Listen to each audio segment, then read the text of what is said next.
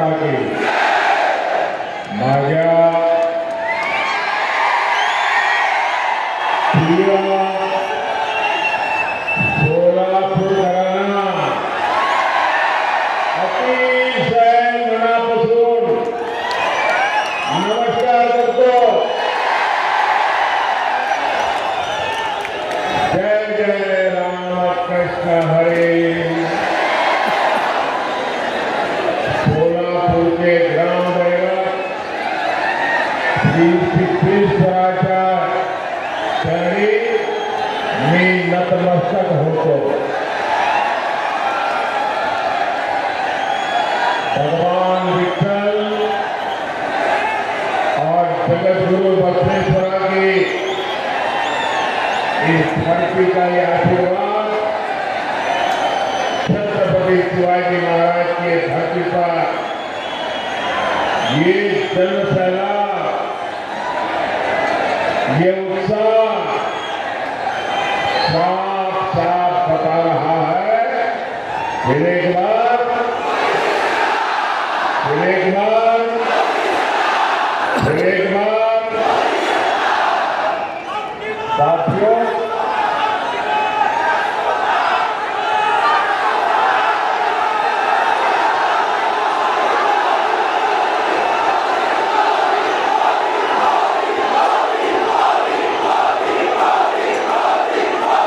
साथियों, ये सोलापुर का प्यार देखिए।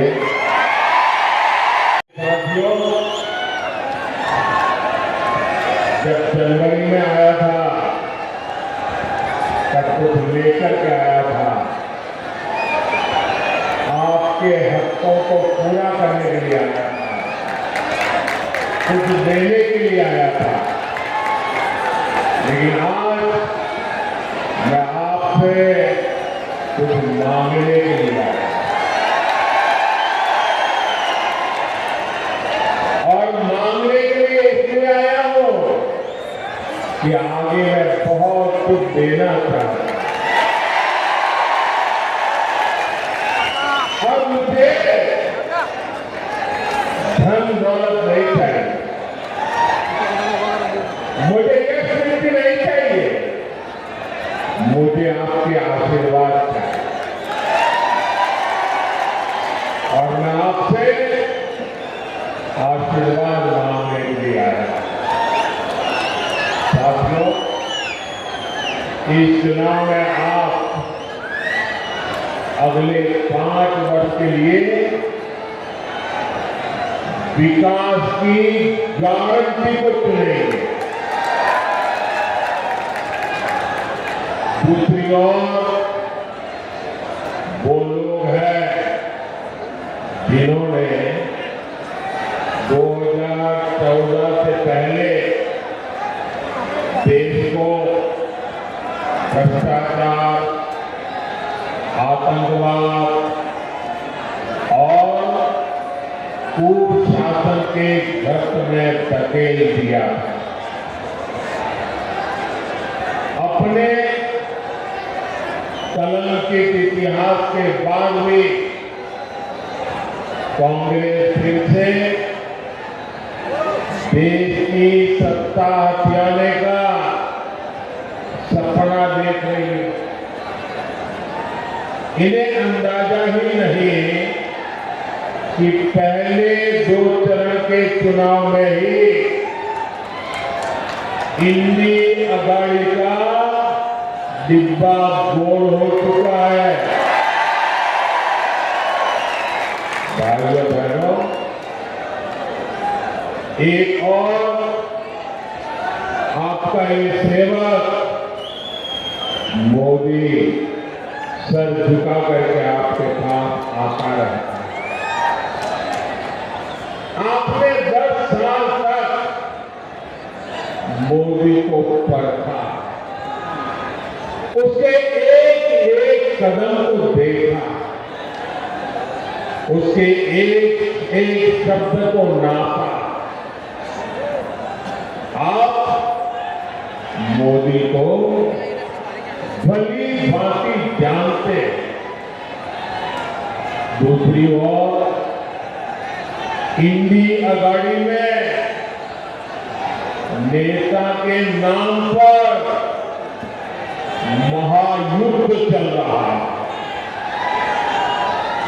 अब मुझे बताइए भाई, इतना बड़ा देश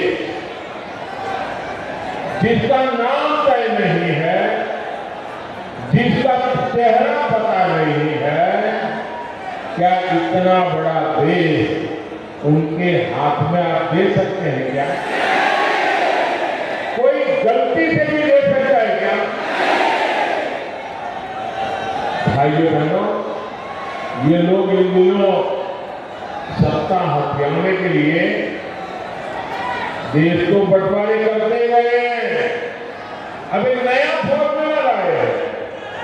ये फॉर्मूला लाए हैं 5 साल में 5 पीएम, हर बार 1 पीएम। वो जितना खजाना लूटना लूटेगा, फिर दूसरे साल दूसरा पीएम, फिर वो लूट करेगा, तीसरे साल तीसरा पीएम, चौथे साल चौथा पीएम, 5वें साल 5वां पीएम। क्यों भाई?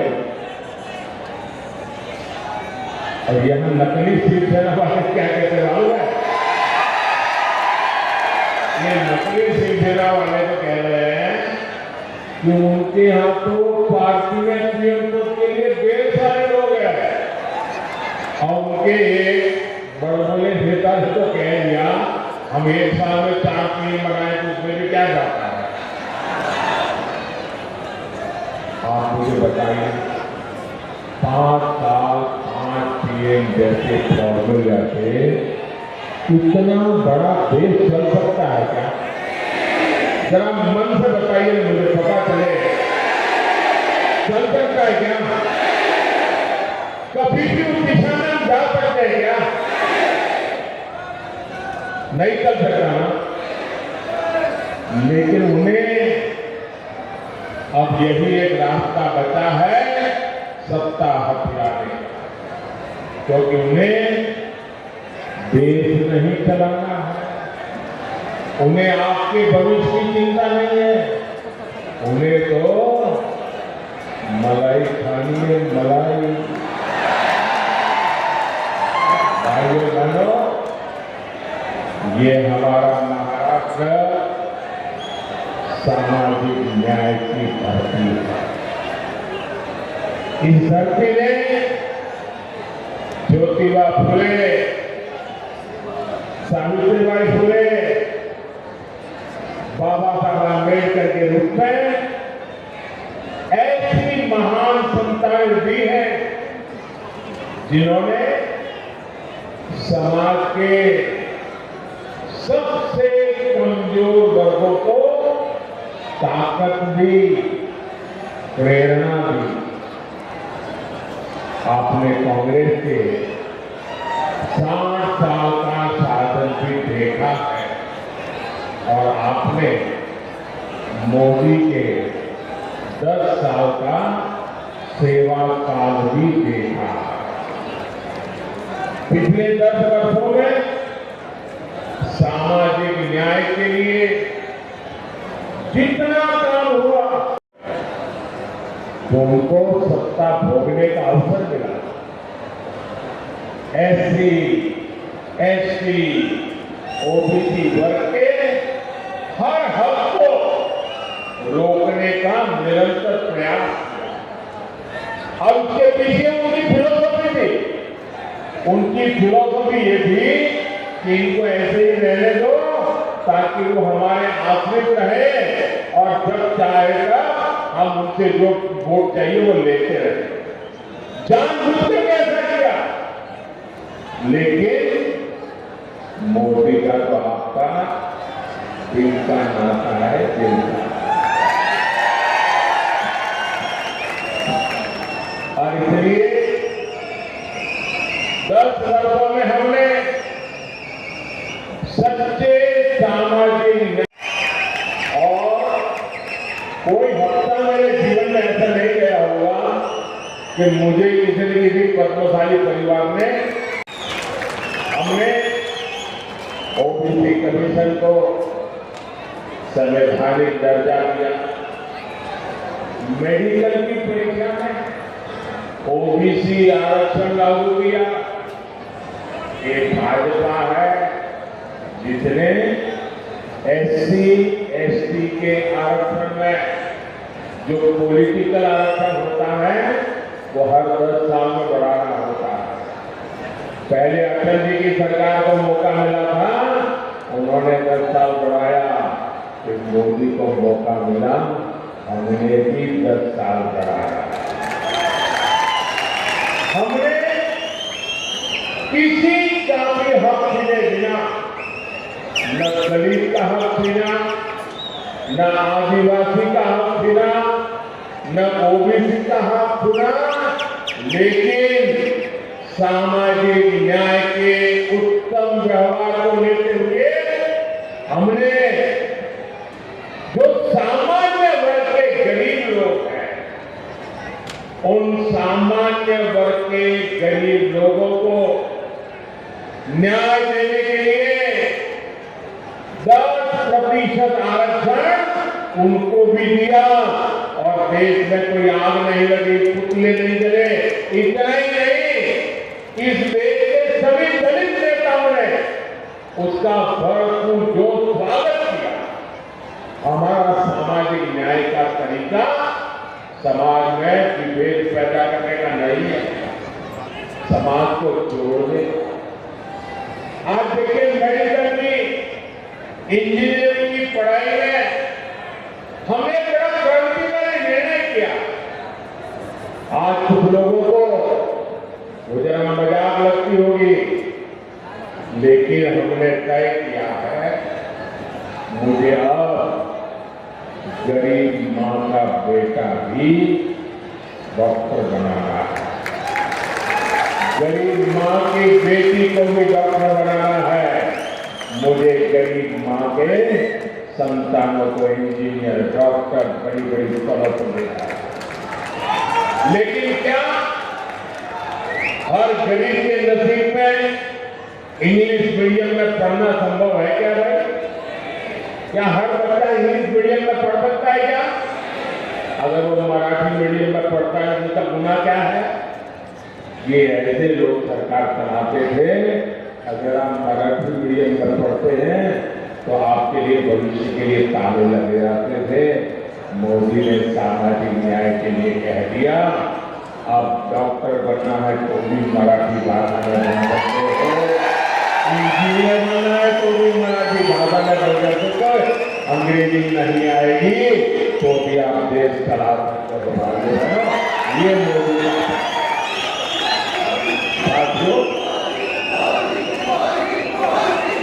कांग्रेस कभी नहीं चाहती थी कि देश में दलित, आदिवासी और ओबीसी लीडरशिप देश का नेतृत्व करे।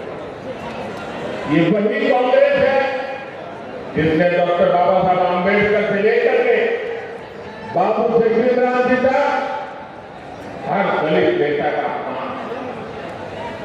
बाबा साहब को भारत में तभी तब मिला जब बीजेपी से सहयोग के केंद्र में कांग्रेस विरोधी सरकार बनी।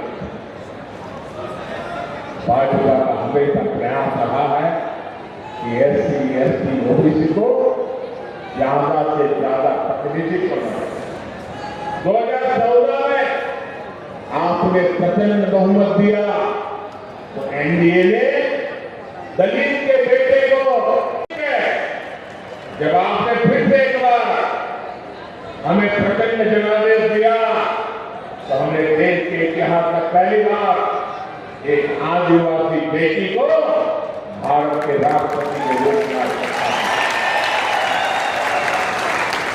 मुझे गर्व है, आजादी के बाद पहली बार हुआ है, आजादी के बाद पहली बार नजर कहता आया है कि आज विधायकों की संख्या दे दीजिए, सांसदों की संख्या दे दीजिए, पूरे देश में एमएलए हो, एमएलसी हो, एमपी हो, लोकसभा हो, राज्यसभा हो, एससी, एसटी, ओबीसी सबसे ज्यादा भाजपा के चुन करके आते हैं। केंद्रीय मंत्रिमंडल में 60% 60% इन्हीं वर्गों से आए हुए लोग केंद्र के मंत्री हैं और देश को नई ऊंचाई पर ले जा रहे हैं। आज कांग्रेस और इंडी अगाड़ी वाले ओबीसी प्रतिनिधित्व के नाम पर झूठ फैला रहे। असल में इन लोगों की खुद की सच्चाई देश के सामने आ गई और इससे ये बौखलाए हुए हैं, परेशानी हो रही है। आपने देखा होगा पूरे चुनाव में कि इंडी अगाड़ी के जितने लोग हैं उनके भाषण का मुद्दा क्या है? देश का कोई मुद्दा है? सिर्फ और सिर्फ मोदी को रोज नई गाली ठोक देना, पूरी डिक्शनरी खोल के रहती है, नई नई गालियां रोज निकालते रहते हैं। अरे तो देश के लिए तो बोलो। मैंने उसके ऊपर विजन नहीं दी। हमारे पास विजन भी है और ये जीवन भी है। विजन के लिए दशकों तक कांग्रेस ने एससी एसटी ओबीसी के साथ जिस तरह से विश्वासघात किया उससे ये सभी कांग्रेस और इंडिया अगाड़ी से पूरी तरह छिटक। इस वजह से कांग्रेस और इंडिया अगाड़ी वाले बुरी तरह बौखला गए। इसलिए लोग लगातार झूठ फैला रहे हैं, संविधान बदल देंगे, आरक्षण खत्म कर देंगे। मैं पहले ही कह चुका हूं कि अगर आज खुद बाबा साहब आंबेडकर चाहे तो बाबा साहब आंबेडकर भी आरक्षण खत्म नहीं कर सकते हैं। मोदी का तो सवाल ही नहीं उठता है। और अगर हमारी सरकार की नीयत उसमें कहीं पर भी खोट होती, मेरा 5 साल का रिकॉर्ड दे लीजिए, 5 साल में भी 2019 से 2024 आज भी मोदी के पास जितने वोट चाहिए है, लेकिन ये रास्ता हमें मंजूर नहीं है। सैकड़ों सालों के साथ जिनको अन्याय हुआ, हमारे पूर्वजों ने पाप किए होंगे, मेरे लिए प्रायश्चित का अवसर है और इसलिए आरक्षण को जितनी ताकत मैं दे सकता हूं मैं देने के लिए कमिटेड हूं। मैं आज देश से अधिक सीटें इसलिए मांग रहा हूं ताकि कांग्रेस और इंडी गाड़ी के लोग, जब दलित उनके हाथ से निकल गए, आदिवासी उनके हाथ से निकल गए, ओबीसी उनके हाथ से निकल गए, ये बहुत बड़ी मात्रा में विजयी होकर के बीजेपी के साथ आते हैं, तब उन्होंने तय किया है और प्रयोग भी शुरू कर दिया है एससी एसटी ओबीसी के आरक्षण में लूट मारने का, और वो माइनॉरिटी को देना चाहते हैं। भाइयों बहनों, मुझे इसलिए ताकत चाहिए कि मैं कांग्रेस के लिए आपके खिलाफ जो षड्यंत्र है उसको देश में कहीं पर भी करने न दो। कर्नाटक लोगों ने खेला, आरक्षण का बहुत बड़ा हिस्सा माइनॉरिटी को देने का खेल खेला, ये मैं होने नहीं दूंगा। और इसलिए आपसे मैं आशीर्वाद मांग रहा हूं, मोदी को मजबूत करो। साथियों, कांग्रेस के 60 वर्षों के राज में देश के सबसे ज्यादा एससी एसटी ओबीसी परिवार ही उन्हीं के सबसे ज्यादा हालत खराब है।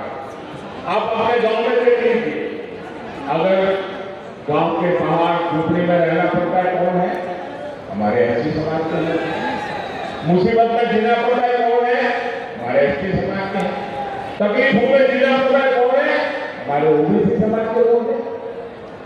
मोदी ने इन परिवारों को यह प्राथमिकता बनाया। 10 वर्षों में गरीब कल्याण की जितनी भी योजनाएं हमने बनाई, हमारी योजना सबके लिए है, बिना भेदभाव के हैं, समाज के हर वर्ग के लिए है। और स्वाभाविक है, जो लोग 50-60 साल से पिछड़े हुए थे, उनको उसका लाभ पहले मिल रहा है। और हम तो मानते हैं कि देश की संपत्ति का पहला अधिकार उन लोगों का है जो पंक्ति में आखिर में बैठे हैं। महात्मा गांधी भी यही कहते हैं, मुफ्त राशन हो, मुफ्त इलाज हो, पक्के घर हो, शौचालय हो, बिजली हो, गैस हो, पानी हो, ये सब कुछ सबसे ज्यादा वंचित समाज को जरूरत थी। और वंचित समाज की आकांक्षा है आजादी के इतने सालों के बाद आपका सेवा मोदी पूरी कर रहा है। भाई वहां वो सज्जन तस्वीर लेके आए हैं, मैंने तस्वीर देख लिया, बैठिए, पीछे आप लोगों को परेशान कर रहे हैं। आपका मैं बहुत आभारी हूं आपके प्यार के लिए, लेकिन औरों को परेशान मत करो भाई।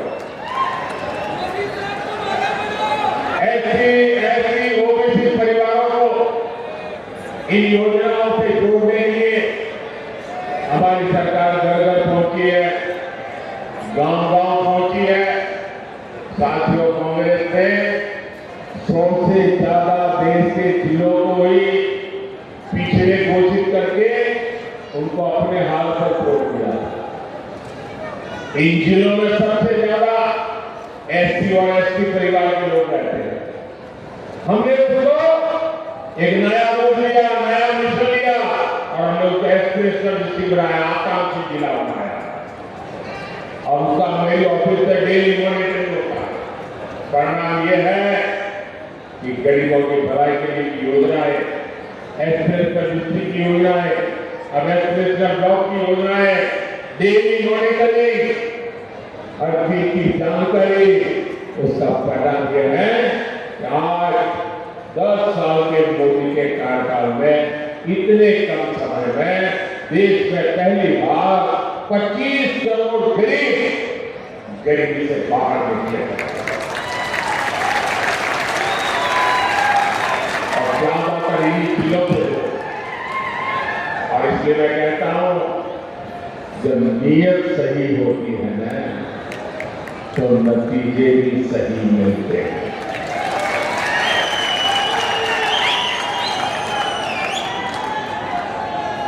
साथियों,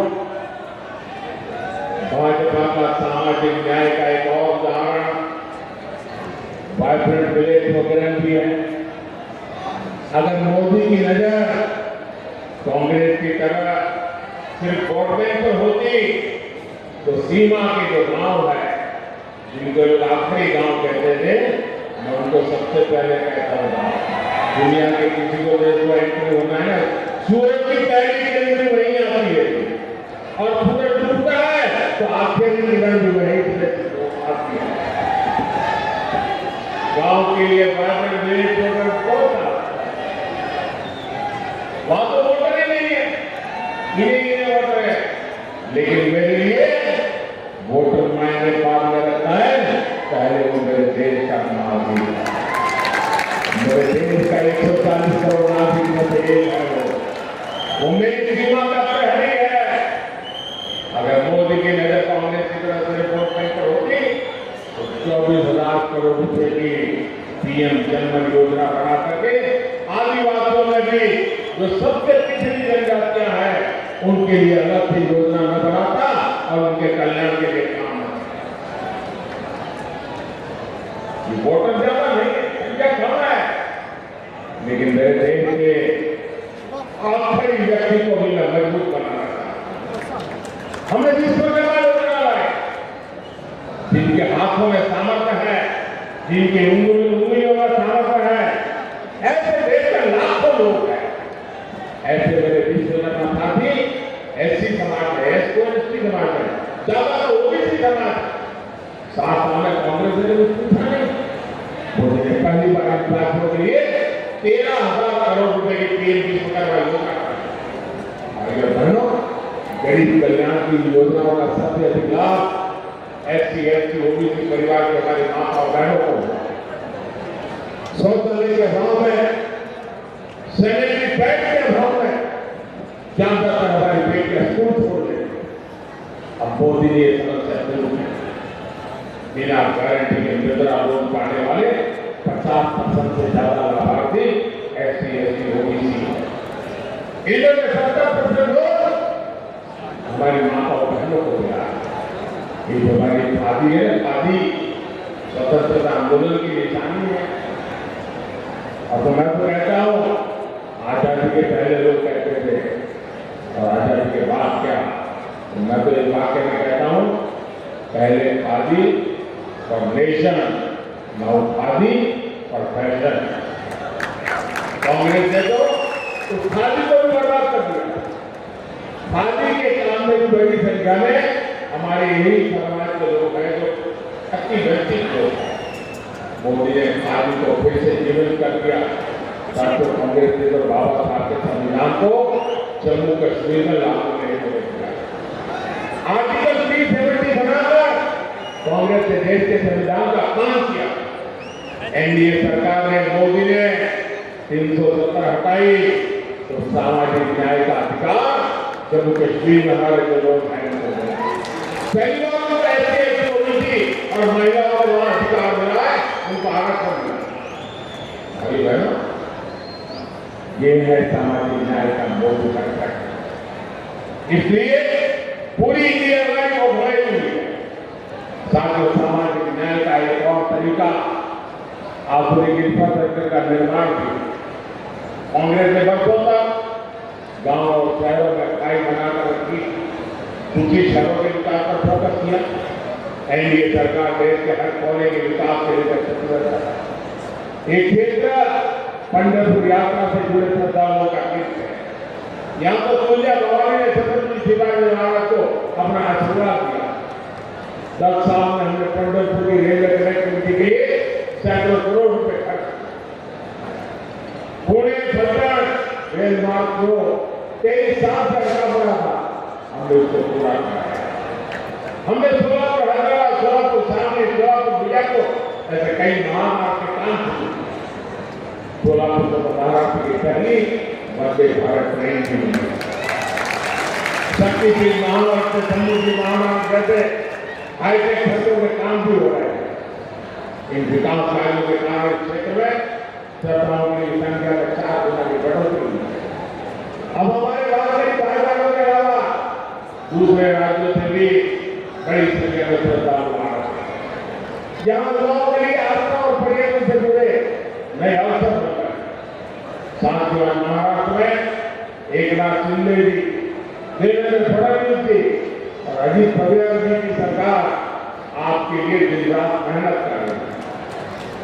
मेरा अनुरोध है, 7 मई को आप मेरे नौजवान साथी राम सतपुते जी को सारी संख्या में देंगे। राम सतपुते जी सोलापुर के विकास के लिए मजबूत कड़ी काम करेंगे। और जब आप कमल से किसान पर बटन लगाओगे ना, तो आपका वोट पूरा जीवन मोदी को मिलेगा।